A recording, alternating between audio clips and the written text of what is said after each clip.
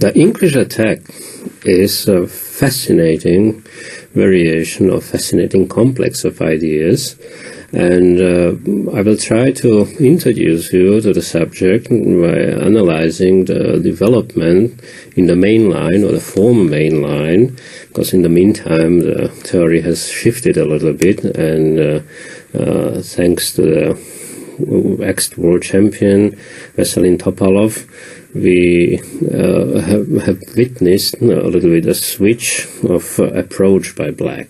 But not so long ago, just a few years ago, most people would treat or would meet the English attack with a quick counter-attack on the queen side. So if you look at the position after e4, c5, I have mentioned that the idea with bishop e3 and f3 introduces the whole concept of English attack. Black plays b5, which is a little bit courageous in a way, because if you notice, white has already developed 3 pieces, and black has only one knight on f6 that is playing actively and that has moved at all, and white has possibility with each next move, more or less, to develop yet another piece. Typically he will play either queen d2 or g4, as happened in the game, and after g4 the main idea is to advance the pawn even further and kick away the only developed piece for black. Formerly the main line used to be h6. h6 has a great idea, as a merit, because h6 slows down white advance. Slows down in a sense that if, providing white would try to play h4 and g5, after g5 he still can't take on g5 with h-pawn, because rook on h1 is hanging and would be exposed because the rook on h8 could take it for free. Of course, that's not a very good idea. So after h6, white usually plays queen d2. The achievement for white after g4, h6 lays in the fact that g6 for black was weakened. g6 doesn't seem to be a key spot or a very important spot for the moment, because there we can't see any piece that could enter this square. But as I indicated in the introduction number 2, white has a big plan. Big plan is to play h4, g5, and later on g6, or later on as quickly as possible g6, undermining once again the central square, or the center of the black position. Pawn e6, that I can't repeat it often enough, is and will forever be the key, the central pawn of the whole system, Scheveningen system. So h6 is a double sword, I would say. After queen d2, black usually plays knight bd7, castling, bishop b7. And this position shows that black has found, I would say, flexible, maybe even optimal way of developing his pieces. He's waiting with a bishop from f8 for further move, because, well, it's more important to advance the counterplay on the queen side. On the other hand, white is still ahead in development. Black has developed 3 pieces, and white, counting the castling as a single move, can claim to have developed 5 pieces already, and it's still his move. Formerly, few years ago, bishop d3 was considered to be the main line, and it's a very logical move. White centralizes his bishop.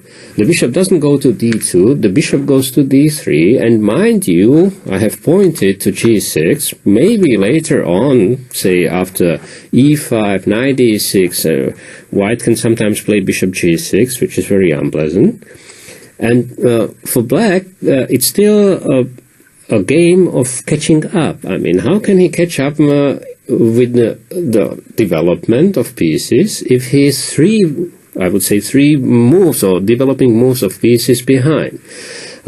interesting is that black, the main line used to be not bishop e7, but black was trying to counter bishop d3 with moves like knight e5. This is a touchy subject for the whole Scheveningen, and especially the sharp lines in Scheveningen. Black should always be on alert when he's doing moves like knight e5 or when he's pushing his pawns, because if he's not developing the pieces, if he's not advancing his usually a slightly backward development, he is taking quite a risk.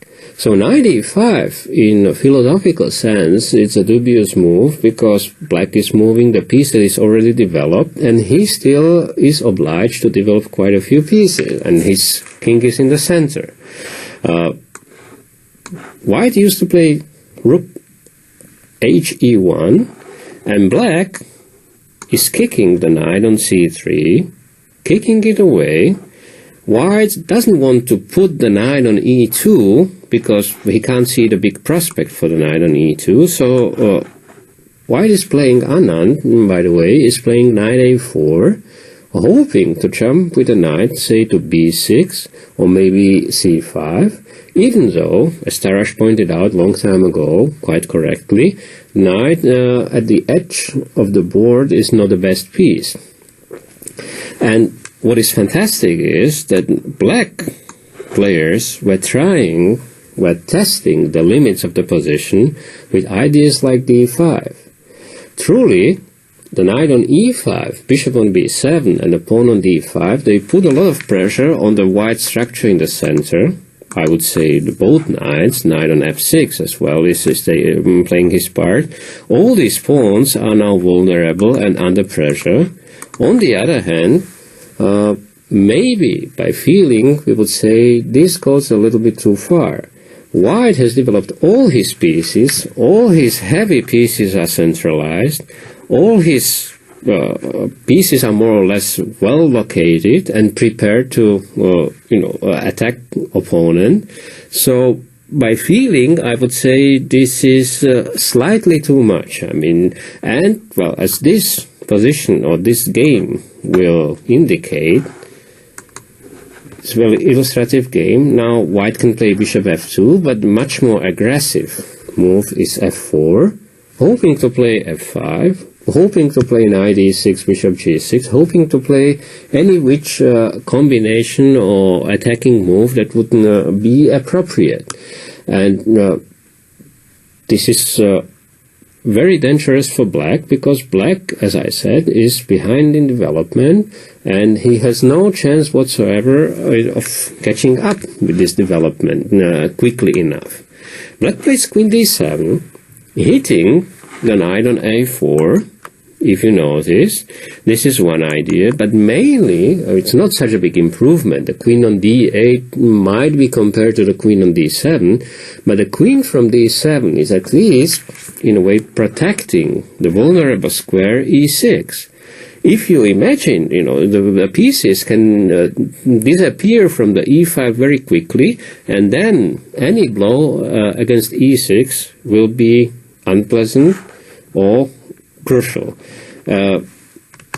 One game quoted went like knight g4, knight e6, bishop g6, and this position, even though white has sacrificed the whole piece, because he doesn't even have the pawn for it. The pawn on g4 is gone, but the king on d7 in front of his pieces, and black piece is not yet developed, not coordinated well enough. The position itself is very, very dangerous for black. I would say that's on the brink of. It's hardly playable. It's playable, but it's very risky, and I would say, positionally, philosophically speaking, it's not very good strategy. And if white plays very well, he should be better. So after queen d7, white played in our game b3, supporting the knight, and the knight on a4 has improved his fate in a way, because if he jumps to b6, he will hit the queen and the rook on a8 at the same time, or if the worst comes worse, the knight can go to b2 square, saving his king and then being transferred to d3 or c4. Now black played knight g4, and white has analyzed, Anand has analyzed this whole opening at home, probably with the help of computer, and has found out that the knight b6 will be very dangerous for his opponent. Knight b6 was met with knight e6. Now the real fireworks are starting, and it's only logical. I mean, it shouldn't be surprising for us that black is suffering, or black is under ferocious attack, and just meeting knight e6 is not easy at all. If you look at f takes e6, bishop b6, this is the position that is very, very dangerous. Once again, white is a piece down, but the position up. I mean, black has no chance of coordinating his pieces. Again, the king is in front of his own pieces. Bishop on f8 is preventing the coordination between heavy pieces for black, and so on. So it's most likely that black won't be able to survive this position. After knight e6, Lothier played knight d5, and knight c5 is a logical blow. Knight c5 because white wins the tempo by attacking the black queen, and also the jump of the knight is freeing the possibility for white to make a blow on the e file, on the open e file. So black took, bishop c5, king d8, and white simply played bishop b4. At the moment, Anand has only one pawn as a compensation for the sacrificed piece. On the other hand, black king, as we have seen in other variations, is on d8, fooling around and having big problems. So in this respect, the position is very dangerous. Once again, black is under a lot of pressure from the heavy pieces, centralized wide heavy pieces. So he is running away with the king, and after bishop a5, it won't be so difficult for white to continue with his attack, to put more pressure against the king. Knight f6, and queen b4. At this moment, white can probably think about moves like bishop e4 and so on. There are many, many dangers for black. So black plays king c6, check, and rook d6. This is not a good sign, because white, despite being a piece down, is occupying many, many squares close to black king. Black pieces, rook on a8, rook on h8, I mean, they are really discoordinated or not taking part in the proceedings. So the game ended quite logically with the disaster for black. And after rook e7, white took, rook b6, winning back the material because he got the queen, and black barely managed to survive. Now bishop h3, the bishop, light square bishop, it's quite sympathetic, is the hero of the game in the end, because he is being transferred from f5 to g2, taking the long diagonal and delivering the final blow. And after c5, black just had enough of this game and resigned quite correctly, because his chances of the survival are simply nil. So this variation showed that, well, if black plays with a fire, he can certainly be punished very severely. And if we look at the following game with the same variation, after bishop d3, knight e5, rook e1, black decided probably b4 is too much, that was played in the previous game, and it would be more sensible to develop another piece, rook c8. That was supposed to be an improvement over b4 in the old days, or a few years ago. White played king b1, and black now played knight d7.